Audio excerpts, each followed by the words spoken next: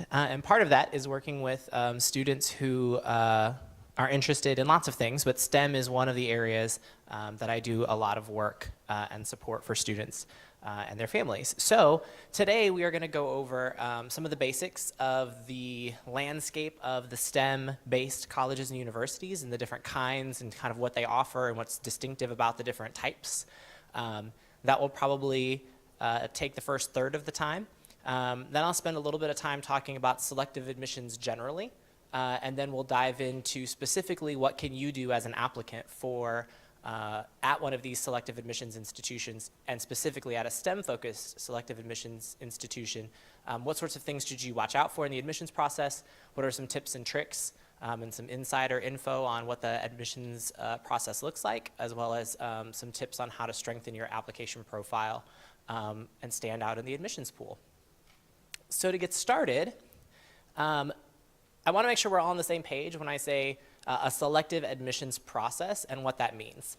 So selective admissions refers to how many students out of all of the applicants are actually admitted to the institution, right? So if you were to go online and Google selective admissions, right, you'd get a whole bunch of reports about how many, this college only admits this many % of their students that apply each year, right?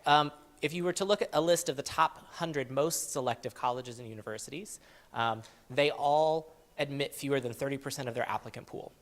Some of the most selective colleges and universities admit in the 4 to 6% range. So obviously very, very, very selective. A lot of these institutions, right, are the ones you would imagine, and they're these highly selective comprehensive universities. Right? Harvard and Stanford have a 5% acceptance rate. Columbia and Yale are at 6%. Princeton is at 7%. Brown, UPenn, the University of Chicago are at 9%. Dartmouth, Duke, Northwestern, Vanderbilt at 11%. Right? So you can see the kind of company that you might be in. Right? And there are lots of other institutions that have just as selective admissions processes. And they're all the ones that you would imagine to be hanging out with these guys. And then, in addition to sort of the comprehensive universities, we also have the STEM-focused institutions, right? So these are institutions that primarily, right, offer majors and disciplines related to the STEM fields, right? So you have the usual suspects, right? MIT has about an 8% acceptance rate. Caltech is also at 8%. Harvey Mudd and Cooper Union are both at about 13%, and Carnegie Mellon is at about 22%. Right? And then within those institutions, right, there are particular majors and disciplines that are even more selective beyond the general admissions pool for the college as a whole. Right? So how do these schools choose to admit their applicants? And so when we talk about highly selective admissions process, right, what does that look like? So most of these institutions use what is called in the enrollment world a strategic enrollment strategy.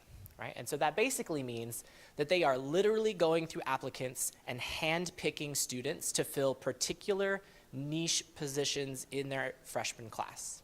They are hand-selecting this many people who are this major. They're selecting this many people who play the violin. They're selecting this many soccer players. They know that they need a first-chair bassoon, so they're looking for that. Maybe they hired a new faculty and they're offering a new major or minor.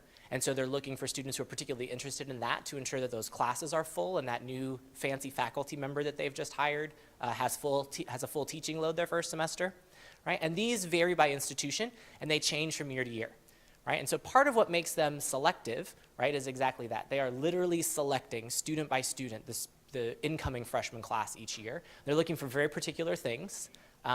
And as you might imagine, they are not super forthcoming with what the things they're looking for from year to year are, right? Or what the decision-making indicators might be in that process. And we'll get into that a little bit more later. But like the slide says, right, what gets someone in is almost impossible to predict, right? These aren't computer algorithms that are deciding who gets admitted. They're actual people sitting around a table reading applications and deciding which other humans are going to be in that freshman class.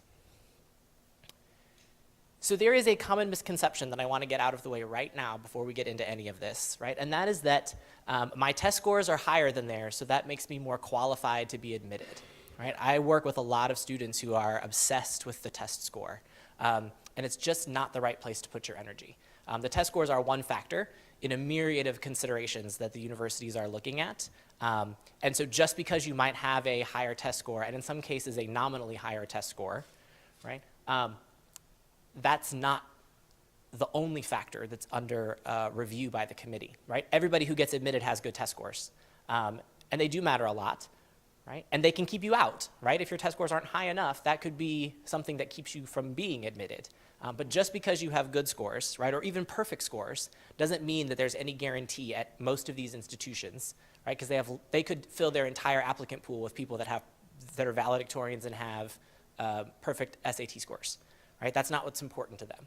They want you to have the minimum academic sort of benchmark that they're looking for, but beyond that, they're looking at a whole lot more complex array of things.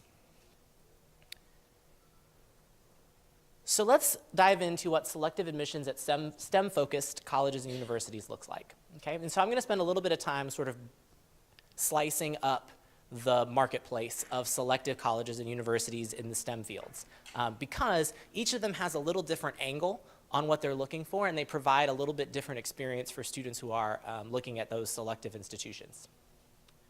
Right. So the first one that I'm going to talk a little bit about is programs that basically are exclusively STEM colleges, right? And I've highlighted the E in STEM because most of them are predominantly engineering based, right? So some examples are Harvey Mudd College, right, which is part of the Claremont School Consortium, Colorado School of Mines, and Rose-Hulman Institute of Technology in Indiana, right? Each of these institutions offers exclusively engineering and science majors, with the occasional exception of like an economics major or maybe a business major that they'll kind of toss in as like something that someone would be a double major potentially if they wanted to be a little more well-rounded at those institutions. But they're super focused on the STEM fields. That's all they're interested in. And they're very, very good at it because they're very focused at it. And all of their resources as an institution are dedicated to that. Right? So that could be the right fit for a student, right, who's really interested in just a STEM-focused and particularly an engineering-focused program. Right? But that's also kind of all they've got happening on their campuses. They're also typically smaller, and they're also typically some of the most competitive programs that are out there. The next category, right, is what we would call a comprehensive STEM institution. So these are your MITs, your Caltechs, Rensselaer Polytechnic Institute fits into this category. These are schools that offer a full array of the STEM fields, right? They're gonna offer your biology, your chemistry, your physics, as well as your engineering, right? Maybe some environmental science type stuff, but they're also gonna offer things like, at MIT, for example, you could be a history major, a theater major, a philosophy major, linguistics, anthropology, right? Some of your more traditional majors. At Caltech, right, similar arrangement, English, history, philosophy, economics, political science. Rensselaer offers a communication degree, electronic arts, music, psychology, sustainability studies. And each of these institutions, in addition to their STEM-focused colleges, offer a college or school of humanities, arts, and sciences, or at Caltech they call it humanities and social sciences, right? So there is a whole division, right, at those institutions devoted to something other than STEM. And most of the time, these institutions you'll hear talk a lot about, well, we do STEM really well, but we want our students to be well-rounded. We want them to have exposure in the arts. We want them to have, be able to express themselves clearly. We want them to have some sense of a global perspective, right, on how the world works. And so we want them to have access to those resources. We don't just want to do STEM. We want to do sort of STEM plus. Right? We want those students to have that more well-rounded interdisciplinary experience as part of what it means to be a graduate of our institution. The next category is what I typically refer to as historically STEM institutions. So these are institutions that if you listed off like top 20 engineering programs, right, they'd make the list. But they've sort of evolved over time and are now sort of just a comprehensive institution that really has its roots in the STEM field. So they still feel very much like a STEM-focused institution, even though in contrast to the ones we just talked about where there's just one college with a few majors, these are more comprehensive institutions where you have lots of majors. You may have a full fine arts department, right? You might have a full liberal arts and sciences area. You may have a school of communication, a business school, that sort of thing happening. And so some of those are Carnegie Mellon, Georgia Tech, Drexel, and Case Western. I will also mention for these, this is where you start to get if you look at their overall acceptance rates, they are going to be less selective than some of the ones we've talked about so far, but their STEM programs are probably still just as selective as the other ones that we've been looking at because of the way they do admissions, right? So their overall institutional acceptance rate is a little higher because the threshold for admissions is a little lower in some of those other disciplines, so it brings down the institutional average. So then we have this sort of niche market, and there's only a handful of these schools that are out there. But these are traditional liberal arts and sciences colleges, but they also offer a school of engineering, right? And that's pretty uncommon, right? You don't see that very often. And so Lehigh and Bucknell are two in particular that have very well regarded engineering programs, and they have a full college with multiple engineering disciplines offered within that. And it sits alongside this very traditional liberal arts education. And so students that are pursuing a degree in engineering at an institution like this, right, are, again, really focused on the engineering part, although in the liberal arts and sciences you do have the science part as well, but in the context of a small liberal arts institution.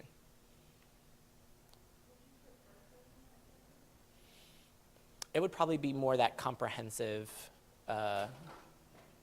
institution, yeah. Yeah, so Harvey Mudd is its own college, right? And it's part of the Claremont Consortium, but if you are a student at Harvey Mudd, you have to be studying engineering or science. So then this is like the hybrid category. So these are your liberal arts and sciences institutions. And like, I always have to remind folks that STEM has more letters than just E in it, because everybody seems to really get hung up on the engineering part and forget that like chemistry is a science and you can be a chemistry major, right? You don't have to just be a chemical engineer, right? You could be an actual scientist, right, in that category. So these are all examples of schools that are sort of your traditional liberal arts and science educations, but they have really, really strong programs in math and science. So there are also some options at schools here. So for example, at Dartmouth, they offer an engineering major, but it's a bachelor's of arts in engineering. And then you can stick around for an extra year and complete a bachelor's of engineering as like a professional degree. Swarthmore offers something similar where it's a general engineering degree at the undergraduate level. And then, so it's sort of a broad engineering program as opposed to a specific, chemical engineering, mechanical engineering type of situation. Trinity College is really well known for their math and science degrees. And then you have schools like Brown and Bowdoin and Davidson also who have partnerships where you would be like, for example, a physics major at that institution for your first 3 years, and then you would transfer to a partner institution and in 2 additional years complete your degree in engineering.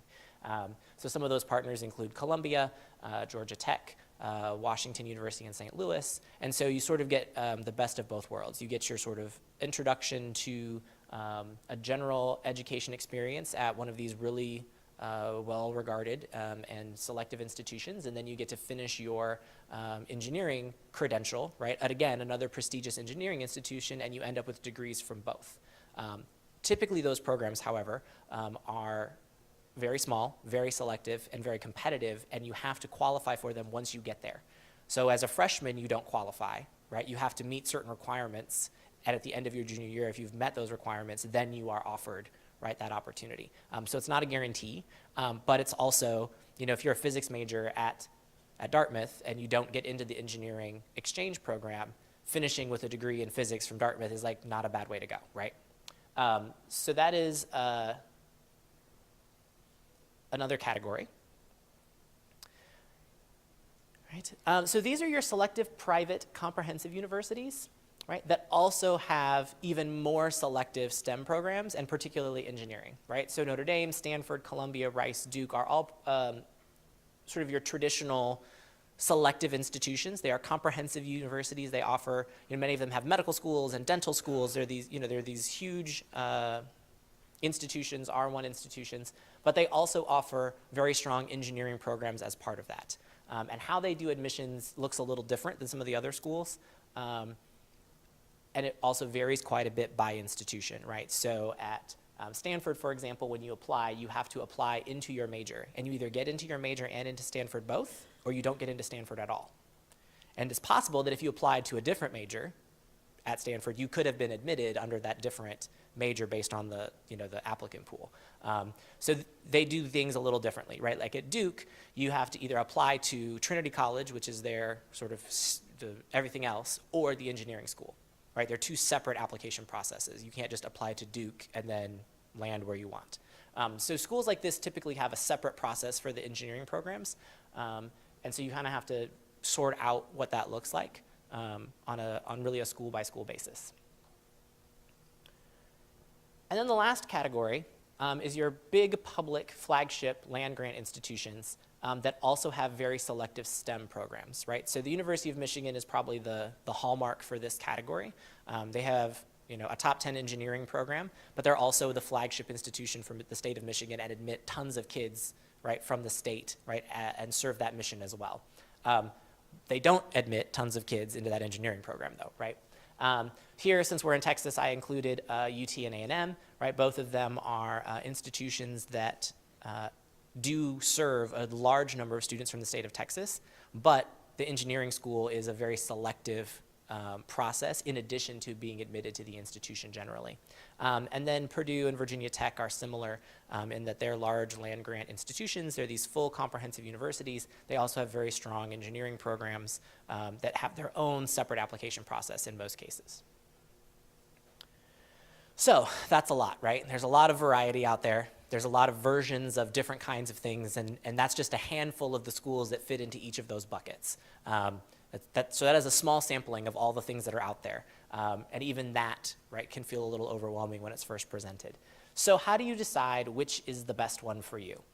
So the next part of what I'm going to talk about is sort of how do you narrow this list of schools down? What are some of the factors to pay attention to as you're looking at what institutions might be a good fit for you? Right? So the place that I always like to start is with students trying to decide, is this college a good fit for me? So what does that mean, right? So some of the questions that I like to talk to students about are, what do you want in a general college environment? Do you want a giant university, or do you want a smaller, more intimate space, right? Do you want an urban campus? Do you want a college town? Right? What are you looking for in general for your college experience? Because once you have that sorted out, right, you can sort of pick from those buckets that we just went through and where you might want to at least start making your list. The next question I ask is about the learning environment that works best for them. And who they want their faculty to be, right? At a smaller STEM-focused institution, all of your faculty are going to be, tenured professors who are right in there doing the work alongside you in very, very small class sizes. If you are at the University of Michigan, you are probably taking, your first and second year courses, right, from graduate assistants, and you may not see a tenured faculty until your senior capstone seminar, and then you might be really lucky to get that, right? So a very different kind of experience. You might be sitting in a freshman calculus class with 450 students, right, at a large land-grant flagship. That same class might be 20 students, right, at a school like Swarthmore, right? And so thinking about where you are going to perform best as a student is also an important consideration. Right? So the next question that's important is, what kind of STEM field are you wanting to study? And then even more important is, how sure are you? Because what I find with a lot of students is they know what they know. But if you really dig into the world of the STEM fields, majors, and careers, there's a lot more out there than most people know. And it can get very, very, very specific, right? There are only a couple schools in the country that offer a naval engineering degree, right? Super, super specific. Just about every engineering program in the country offers a mechanical engineering or a chemical engineering, right? Very broad and general disciplines, right? So if a student is sort of, I know I want to do STEM, but I'm not really sure exactly what I want to do, right? That's very different than a student who is laser focused on doing a particular type of engineering that maybe is only offered at a handful of schools. If that's the case, then you've already narrowed your list pretty substantially. If that's not the case, right, then you may have more broad options available to you. Right? Another important question for a lot of students looking at STEM is, how important is doing research to them, right? Because that is going to shape the kind of institution that they're looking for pretty significantly. At some of these larger institutions, is there a lot of research that happens there? Yes, but it's mostly done by graduate students. Right? At some of your smaller institutions or your liberal arts colleges that have strong engineering programs, right, there is a strong focus as an institution on undergraduate research, and that extends into the engineering and STEM fields, right? So if research is really important to you, right, that might be something to consider.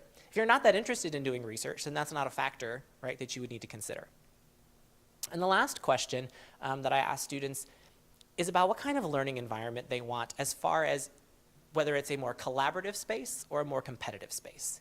Because there are a lot of institutions where you start out as a general engineering major, and then along the way you specify a discipline. But your discipline might only take 25 students. So your first 2 or 3 semesters, when you're taking calculus and physics and diff-EQ and all that stuff, you're competing for a spot in the major that you want with all the people you're sitting in class with. Right? That's a very different environment than a place where you can be any kind of major you want as long as you got into the engineering school. And so now your calculus class is much more collaborative, because I'm not as concerned about whether you're getting a good grade or not, because we're all in this together. As opposed to, I need to get a 97 or a 98 or a 99 in this class so that I can be at the top, so that when I get to pick my major, I get my first choice. Right? Very different in learning environment. And some students don't do very well in that competitive, cutthroat environment. Some students thrive in that environment, right? And knowing that about yourself as a student, right, is really important. The other thing that I think is important is thinking about like the pressure of time, right? If you're working in an environment that's very fast-paced, that can put a lot of stress on an 18 or a 19-year-old who's experiencing college for the first time. But there are some institutions that really offer a go-at-your-own-pace, experiential learning, project-based learning type environment, which can be a lot better for a student who prefers that. Right? And again, there's not that there's anything wrong with any of those options. It's really about preference. But if you haven't thought about those things, you can end up signing up for something that you didn't really intend to. And so that's why it's important to kind of walk through that matrix of questions and kind of see where you land. Right. And then the flip side of that, right, is am I a good fit for them, right? Because at the end of the day, the college is going to decide if they're going to admit me. And there are a few things to think about with that as well.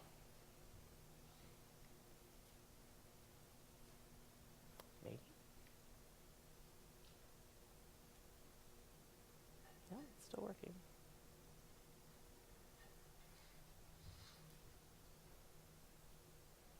There we go. Okay. So the first thing to look at is your academic profile, right, and see where you stack up to their admitted student pool. Most colleges and universities publish what's called the mid-range SAT, ACT scores for admitted students. So that is the middle 50% of the incoming class, right? So if your SAT scores, right, are above those, right, then you would be in the top quarter of the admitted students. Right? If you're in between those two scores, then you're right in the mix with all the students that have been admitted. If you're below those scores, right, then you would be in the bottom 25% of students that get admitted. So that gives you a sense of where you stack up academically against the applicant pool. Right? If you're in the top 25% of their applicant pool, right, that's a good sign. If you're right in the middle, also a good sign. If you're in the bottom 25%, it's not the end of the road, right, but it gives you a sense of how likely it is, right, that you might be admitted. Right? Another thing that people are going to look at is your grades in your STEM classes, right, and the strength of your transcript overall. So if you are really interested in STEM, but there are a lot of B's and C's in calculus and physics on your transcript, right, that might make it harder for you to apply to a Harvey Mudd, right, where they only care about your STEM grades. Right? But if your overall GPA, right, is pretty high, and in your graduating class you're well ranked, you might have a really good chance at admissions, right? Especially if you also have a good SAT score at a school like Swarthmore, where they're looking more holistically at your entire body of work, and you don't have to declare engineering until you get there. So they're not selecting you specifically for the engineering program. You can just pick to be an engineering major once you've arrived. They're just looking at you for admissions as an institution, right? So that would give you a sense of like kind of where you might want to start aiming, right, your efforts as far as institutions. Right, class rank matters a lot at selective institutions, right? They want to know that they're getting the best out of the learning environment that you're coming from. And the second part of this is something that when I work with families, oftentimes this question gets asked too late. And so I try to put it up front early on, right? And that is, if I get in, can I afford to go? Right? Because unfortunately, most of these schools that we've talked about so far today are very expensive. And not all of them offer great financial aid. So Sometimes this is a question more for the parents than it is for the students, right? But if you wait to ask these questions until you've been admitted and are really excited about going, and the answer that you get isn't favorable, that can be a really, really unfortunate April or May. So one of the questions, right, is just what resources your family has available to them to cover the cost of college. And another part of the equation is what kind of financial aid does that school offer, right? There are some institutions on the list that we've talked about where they cover 100% of demonstrated need, right? There are other schools that don't do that. And so knowing what your family has as far as resources and how the school packages students as far as financial aid, right, can give you an idea, right, of how affordable it may or may not be, right? I usually tell students at this stage in the game, right, the question of affordability shouldn't keep you from applying. Because if you don't get in, it doesn't matter, right? But if all of the schools on your list you're not confident you can pay for, you probably should think about adding some more just in case, right? And so that's why I like to ask this question early on to families so that they can start to kind of plan for, right, what may or may not happen. And if affordability is a potential concern, right, that we can make sure that the student is applying to a good mix of schools so we're confident that they get into one that they are both going to be admitted to and can afford to attend. I'm going to pause there now that we've kind of worked through the kinds of schools and how you might pick and see if there are any questions so far. Yes? How do you find out if an institution considers home equity in, like Stanford considers the equity in your home as an available resource? Well, it's only available if I sell my house. Right. So how do I find out? So most institutions are not super forthcoming with that. Sometimes if you ask somebody in the admissions office or the financial aid office, they'll just tell you. It might not be published anywhere, but if you ask, they won't say, I can't answer that question. Part of the reason that they are sort of closed-mouthed about it is because that information comes off of something called the CSS profile. And each institution can decide what they want to do with that information. And they don't have to do the same thing with that information for every person. And so they can consider everything that's reported on the CSS profile in the context of a student, and they can say, yes, but we're going to ignore this. Or they could say, well, we think that in this situation, given what we see here, we should count some of this, right, as part of their ability to pay. The FAFSA is a little more straightforward. Where people sometimes get into trouble with the FAFSA is they'll say, well, the FAFSA says this is my expected family contribution.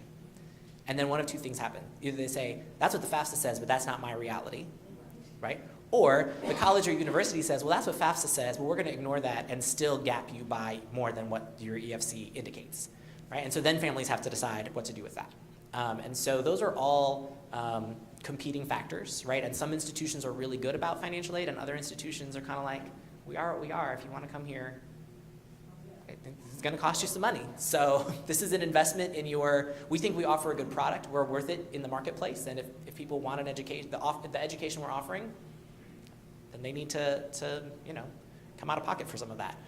So it really varies school by school. Yeah. If you take a gap year and your financial situation changes after the gap year, are financial aid offers, do they change the CSS profile? Yes. So you have to update the CSS profile every year.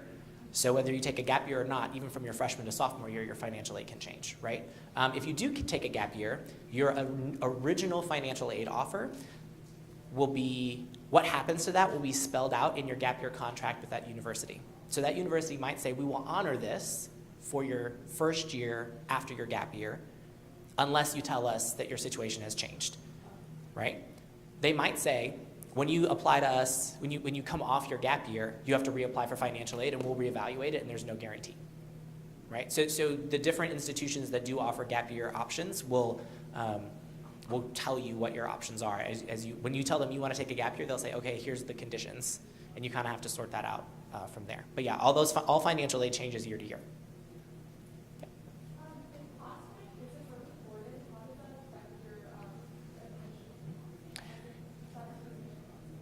So you'll get used to me saying this, but it depends. Some institutions will take your transcript, and after they've calculated your GPA, they will then assign you a rank, right? Other institutions depending on the profile of the high school you're coming from, will sort of, they call it group, like bucket ranking. So they'll say, okay, well, kids coming out of this really, really prestigious STEM school, high school, are probably equivalent to, you know, top 5% students from any other school in the country. So we'll just automatically rank all those students coming out of that college, that like college prep STEM institution, right? And then some of them will just say, well, that's just a piece of information we don't know, so it doesn't hurt them, but it doesn't help them. But it really depends on the institution. Yeah. For the big schools, how we find out how near their acceptability, like the U, like the University of Michigan. Yep. So sometimes those institutions will actually tell you what their acceptance rates are for those programs.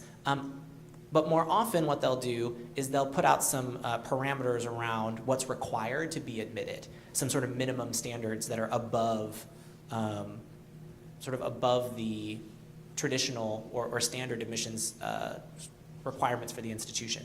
The reason that it can get tricky as far as reporting acceptance rates into those colleges is that depending on what the institution does with your intended major, it may or may not be something that factors into the admissions decision to the university, right? And so like, I might have applied to engineering, but if I didn't get into Michigan, period, right? I applied to engineering, but I never had a shot at engineering anyway. So do I count in the engineering applicant pool or not? And so there's no like clear reporting requirements for that in the same way that there are for admissions generally to universities. So most specific colleges don't report it simply because it's not standardized and they don't want to kind of put something out there in the marketplace that can be misconstrued. Yeah. So back to this sort of, that's what you say, but that's not my reality thing. Mm-hmm.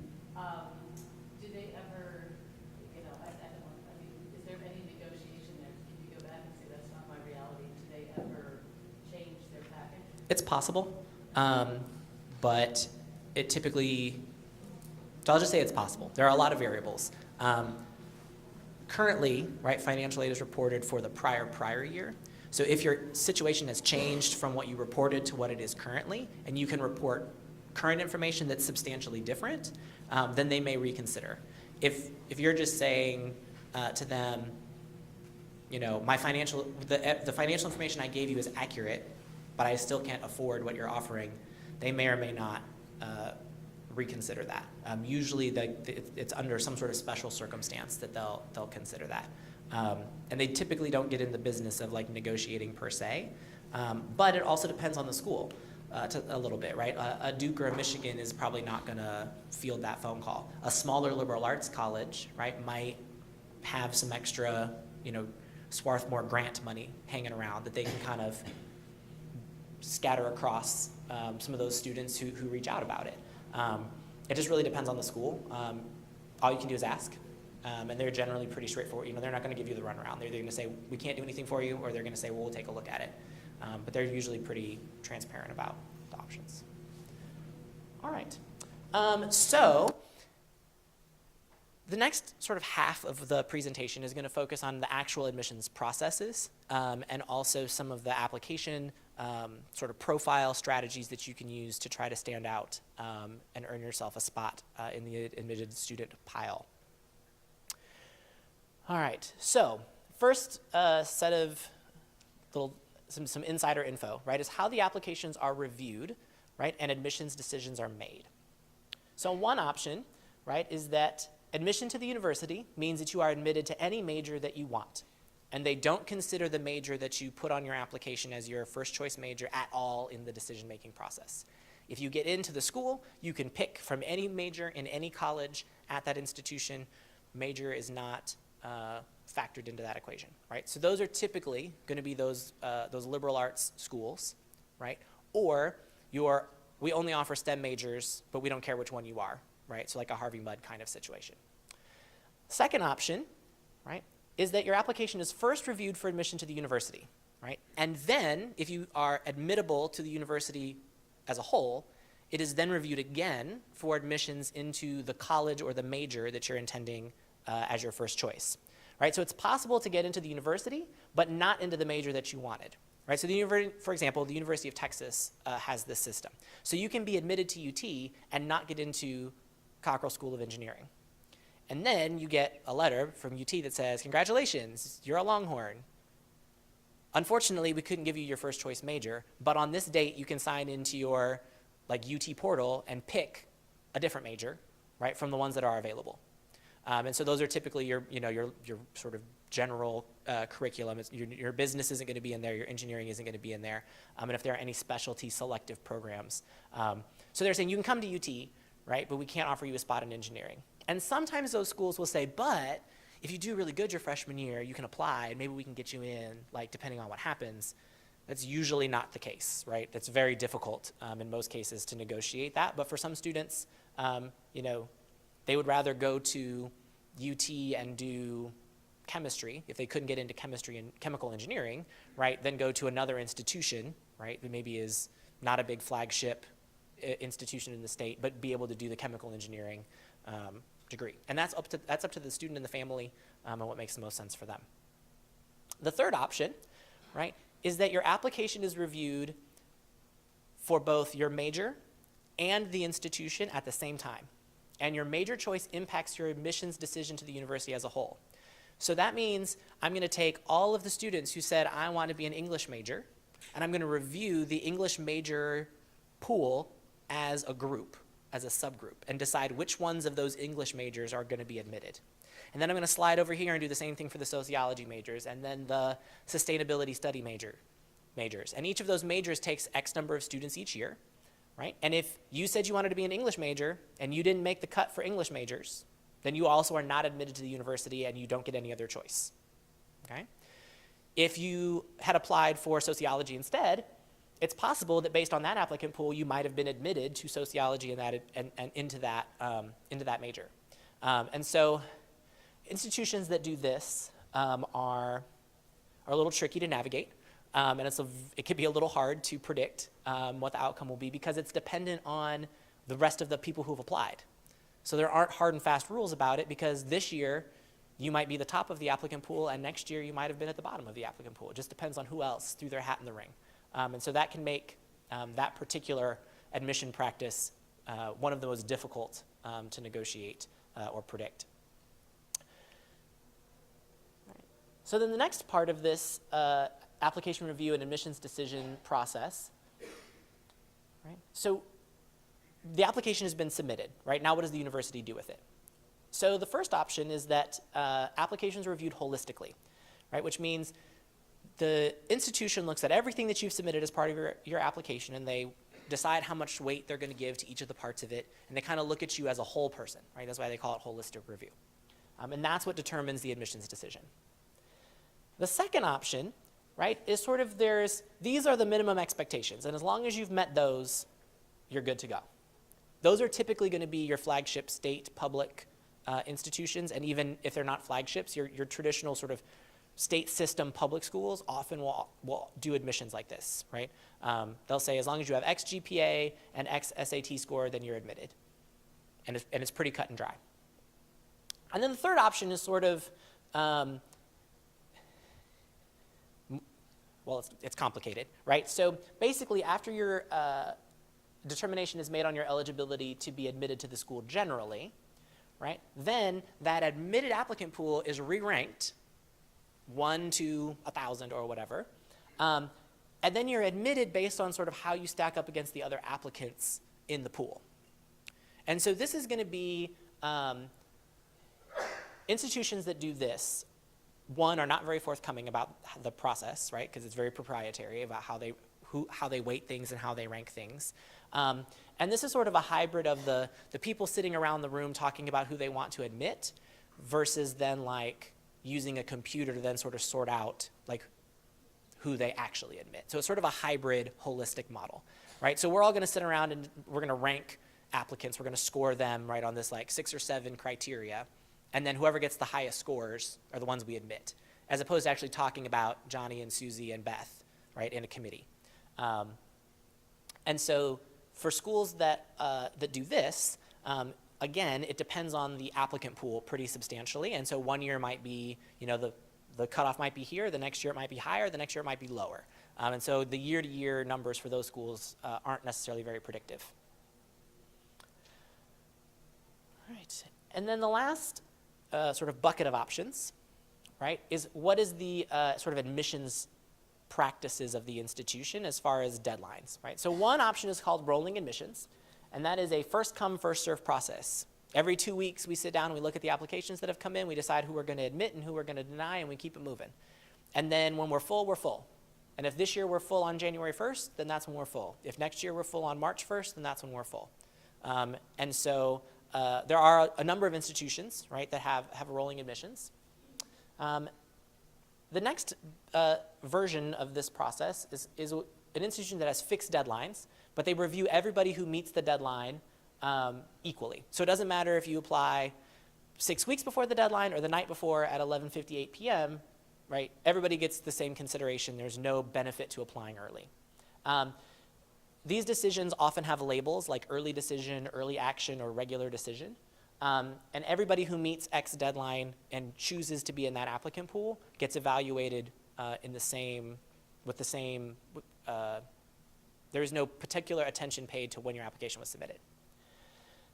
And then there's the last group, which are sort of a hybrid of the two, where there's a deadline, right, but there are also certain programs, usually engineering business, right, that have earlier deadlines. And you have to have applied by those earlier deadlines to even be considered for admissions into those more selective programs. Right? And sometimes those institutions also look at the date that you applied. Right? So if you applied, for example, to Texas A&M University on August 1st when Apply Texas opened, right, that gives you an advantage over the kid that applies on October 14th, right, the day before the October 15th deadline, because they're looking at that as one of the factors, right, in addition to a number of other things, right, as a way to sort of see how eager you really were to come to their school. And so those institutions that do weigh that in the process are sometimes straightforward about it, and sometimes it's just part of their sort of internal matrix that they use to evaluate applicants that is considered proprietary to the institution. And there are not very many schools like that out there, but they usually will tell you, right, if that's how if when you apply matters, right, they're usually pretty straightforward about it. All right, so here are some important things to know about how the applicant pool is reviewed. So what all factors into the admissions decision, right? So I am a student applying to college, right, and my application has lots of parts, right? So the two big ones are your academic profile, that's your transcript and test scores, and then your personal statement, right? And this is sort of who am I and am I going to be a good fit? You also will submit a resume with your activities, extracurriculars, and volunteering, letters of recommendation from counselors and teachers, and sometimes other folks as well. And then most applications have some sort of supplement that the university has asked you to submit in addition to the regular application. And then there's another component that is called demonstrated interest. So what are these things and what should we be paying attention to? So the first thing is always the academic profile. One of the things that they look at is your transcript, right? And they're paying attention to the strength of your schedule. So in the context of your high school, have you taken the most rigorous classes that they offer? In addition to your application, your school counselor is going to submit something called a school profile that's going to talk about all the courses that your school offers, testing averages, et cetera, et cetera, et cetera. And they're going to take that school profile and they're going to compare you to it and decide how did you take full advantage of the academic course offerings that were provided to you at the school you were at. Right? The next thing they're going to look at is your grades in your core classes. Right? Very rarely do selective institutions actually care what the GPA that's printed at the bottom of your transcript says. And the reason that is because the GPA varies widely by what school you're at. Some schools give bonus points for AP classes, some schools don't. Some schools are on a 4.0 scale, some schools are on a 6.0 scale, some schools are on a 100-point scale. So rather than try to sort out what the school, right, has decided your GPA is and whether you get bonus points in your classes or not, they actually go through and look class by class at the classes that they have decided are important and give you a score that's sort of like a GPA based on your actual grades in those classes. So if you get an A in physics, right, if you get an A in English, right, if you get an A in AP English, right, all of those grades, the individual letter grades, right, are being recalculated into their own version of a GPA. And so one place that students can sometimes get in trouble is if their high school weights grades, right? And they are predominantly a B student, but because they get a bonus point for all those AP classes that they've gotten, now they have a 3.9 or a 4.0 GPA, right? Then when they are considered in an applicant pool at these selective institutions, they're like, but I have a 4.0. Yes, but you also have a lot of Bs on your transcript, and the institution is paying attention to that. So sometimes the GPA can be a tricky subject to negotiate with students and families because most people traditionally will say, well, the GPA is what tells you how good you did in high school, right? And to some extent it does, right? It certainly tells you in the context of your high school, and colleges would agree. We care about how you did in high school, but we're going to recalculate that based on the specific classes that are important to us and the things that we think indicate a likelihood that you'll come to our college and be successful. Right? And then class rank, if it's there, again, matters, but we've sort of talked about that. So this, in addition to your transcript as far as your academic profile, is going to be your SAT scores, right? And so how do you know if your score is good enough to get admitted? The short answer is you don't, right? Even a perfect score by itself isn't going to get you in. The mid-range that I talked about, right, is a good way to gauge where you stack up against the students who typically are in the admitted applicant pool. And I use these numbers as sort of a very, very, very rough minimum, right, for selective admissions institutions, right? On the old SAT, it was a 1,200 typically, 600 in both sections, as sort of the floor, right? Anything below that, and colleges and universities are going to start to say, ooh, are we sure that this person is going to be able to handle the rigor of our institution? They might, right? And if there's other really, really, really compelling things in the application, right, we might overlook a low test score, right? There are also schools that are test optional where you don't have to submit those test scores, and instead you will submit a writing sample or a project or something in lieu of those scores, right? So if your test scores aren't as high as you'd like them to be, right, there are some options. But generally, on the new SAT, it's a 650 in math and evidence-based reading and writing, so a 1,300 composite or a 27 on the ACT. Anything below that, you're going to have some really great stuff in your application in order to make it happen at most of these selective institutions. That said, right, there are no rules when it comes to admissions at these institutions. So it is entirely possible that students below that number will be admitted, right? But if you're trying to sort of gauge, am I a competitive applicant at these schools generally, right? If your SAT is below that, right, you're going to be fighting hard, right, to get your application read at most of those institutions. Again, that is a very rough minimum. None of these schools would admit to it out loud, right? But when you've been doing this for a while, you start to see who gets admitted and who doesn't, and that's generally where you see students kind of fall out the bottom of the applicant pool. The second thing, right, is going to be your personal statement. This is you putting yourself out there and introducing yourself to the admissions committee. It should showcase who you are, right, and who you hope to become, because obviously the institution, right, is hoping to be a part of that journey. So they're trying to see, are you a good fit for what we offer? It should make clear what you bring to the table. What are you passionate about? What inspires you? What is important to you? Right? This is their first opportunity to decide, is this student a good fit at our college or not?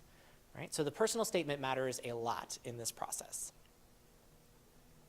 And then the last thing, right, is a combination of all the other stuff. So that's your letters of recommendation, your resume, your supplemental application materials, your demonstrated interest, and in some case, if you fit into a special population that they're particularly interested in recruiting this cycle, right? Which again, could be, we're offering a new major, so we want to make sure it's full, so we're going to give extra special consideration to students who say they want to study X, right? We need a goalkeeper for the lacrosse team, so we're looking for one of those, right? So how are these decisions actually made? So these are general numbers, and there's not a specific formula, but for the most part, about 50% of the weight of the application profile is going to be under the academic profile, right? That's the first thing, right? If you're not going to succeed there academically, right, then the rest of it doesn't matter. About 25% roughly, right, is going to be that personal statement. So once we've decided that you're a good fit academically, are you also a good fit personality-wise? Do your hopes and dreams and ambitions and the way you like to do things and the way you view the world fit in with the way we do things here? And then some unknown percentage, depending on the institution, will vary between your resume, your letters of recommendation, your supplements, and your demonstrated interest, right? So for some schools, right, the resume might be really, really important. For example, they might be looking at your volunteerism. If they are a campus where they expect all of their students to be very dedicated to community service, and your resume has none on it, that might be a deal breaker for them.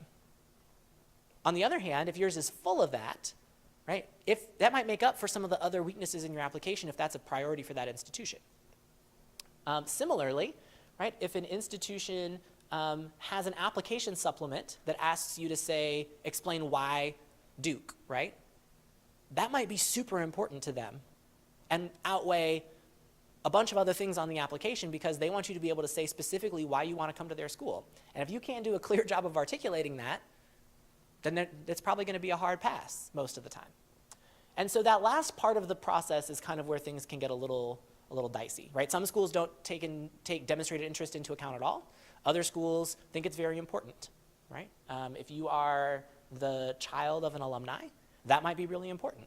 Other institutions don't even look at that, right? So that's that last sort of 25, 30-ish% that is varies greatly by institution, and you kind of have to get a sense of what the institution wants.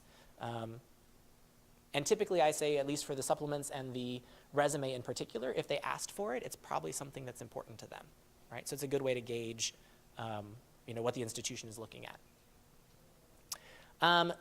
So what happens to my application once it's submitted, right? So at these institutions, they're going to go through a multi-read process. The first read is usually done by the regional admissions representative for your state or your region of the country, or if you're an international student, your rep, right, that represents your continent, or in some cases, all international students.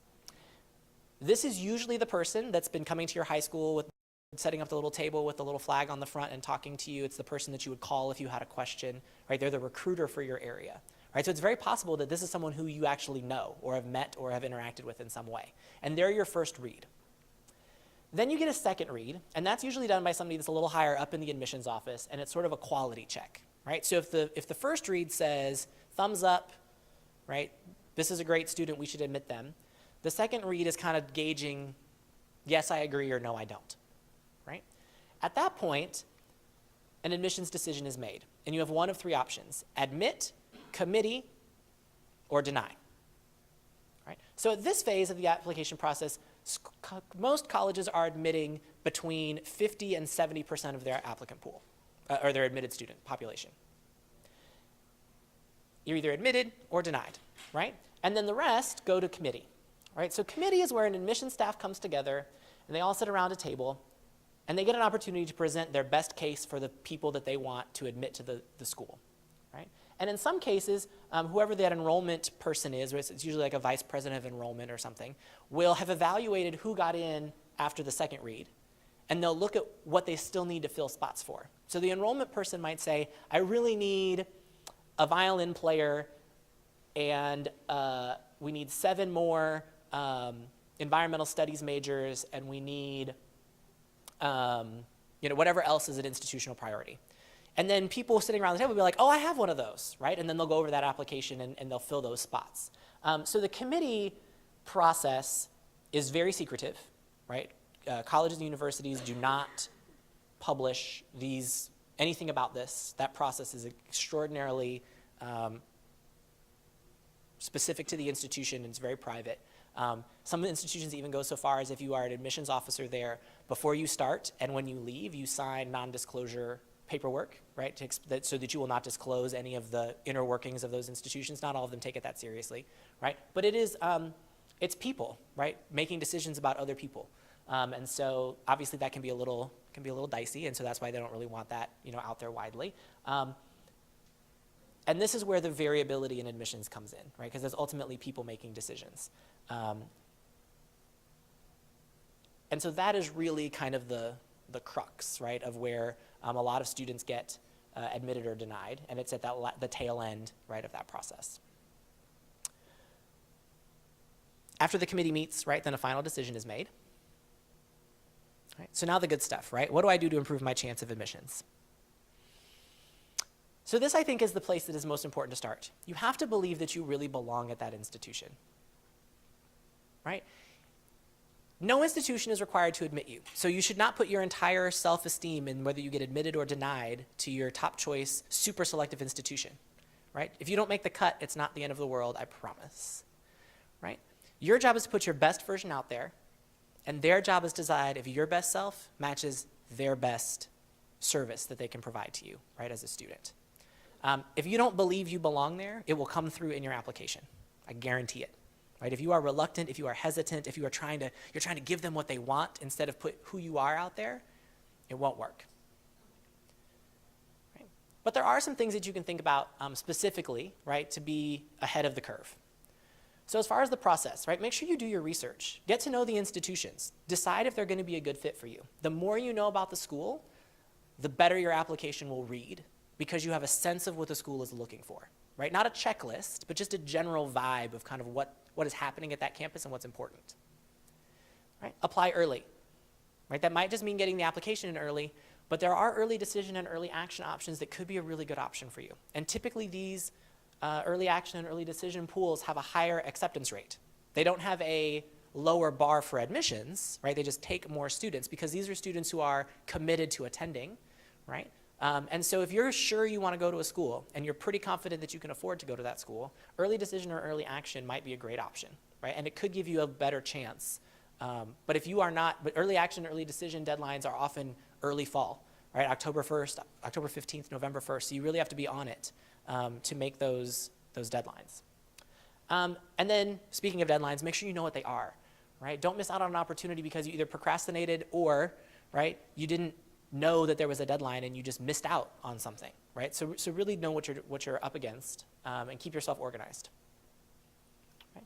Things to consider on your application, right? Letters of recommendation. Find teachers who really know you, right? Don't go to the physics teacher or the chemistry teacher because you're applying for an engineering program if that person can't write you a good letter of recommendation or they don't like you very much. An okay letter of recommendation isn't going to kill you, right? But it is a missed opportunity, right? Pay attention to those supplemental application materials. Most of them are short. Some of them are like 200 words. Just because it's short doesn't mean it's not important, right? They asked you for this extra information for a reason, right? It's because it matters to them. So take those seriously. And then as far as demonstrated interest is concerned, right? Even if the school doesn't count demonstrated interest, getting to know your admissions rep and communicating with them, remember, they're that first read most of the time. So if they know you, if they see your application come across their screen and they're like, oh, I know that kid, right? You're already have an advantage, right, over somebody who is a ghost to them, right? Because they know the person behind the paper. Visit them when they come to your school or at a college fair. Try to visit campus if you can, right? And check your email. Colleges will send out emails to people based on SAT scores. And they will keep track of who clicks and opens them. And they will keep track of who clicks on the links in them to explore certain programs and opportunities. They get all that information back. And that will be in your application file sometimes, right? So if you're really interested in an institution, check your email, open every one that comes from them, and click on whatever link is in there and go check it out. Because there's a very good chance that they are paying attention to that. Because if you're not interested enough in us to open our email and see what we're sending to you, are you really interested enough for us to admit you, right? That's a question, right, that some institutions pay a lot of attention to, right? So it's worth it, right, because sometimes they'll send you really good stuff, and generally checking your email is important, but it can also factor into the admissions process. As far as activities and extracurriculars, right, a lot of people think that the more stuff that's on their resume, the better, right, and that's really not the case, right? Being well-rounded is important, but these are what I talk about, the 3 L's of your resume. They're looking for leadership, right? What have you contributed to the organization? What roles have you held? They're looking for a sense of legacy or impact, right? What sort of lasting contribution have you made? And longevity. How long have you been in this organization, right? If your junior year you decided to join 12 organizations to boost your resume, right? They'll know. But if you've been doing something since you were in middle school, right? That gives them a sense that this is important to you and you've got some time invested into it. And then the last part, right, about standing out, we know this process is complicated, right? And it's okay to not always know the answer, but don't be afraid to go to somebody for help, right? Every school has a guidance counselor. They might be a very overworked guidance counselor, but they're there somewhere and you can find them if you look hard enough. There are tons of online and digital resources that you can access. There are lots of community organizations that work with college access across the country that you could be able to tap into. The admissions reps from your colleges are very helpful. Don't be afraid to reach out to them and ask them questions. They are here to help you apply, and if you're a good fit, be admitted, right? That's part of their job, so don't be afraid to reach out to them. And there are independent consultants that are out there that can work with a family, right, if the resources at the school or in the community aren't there.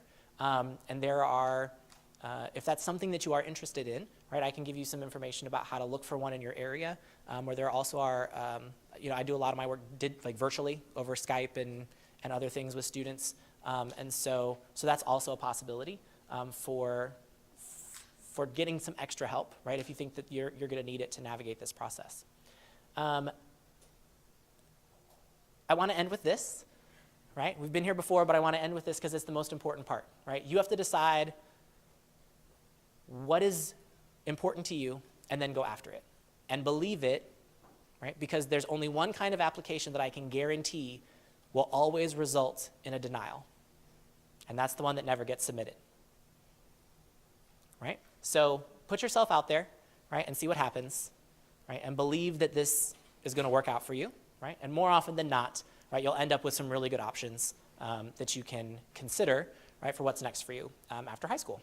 So this is my contact information if you have any questions. I have my cards here. If you want to email me and get anything from the slide deck, feel free to grab one, take a picture of the screen. If there's any additional questions, I will be available. And of course, feel free to reach out. Thanks very much.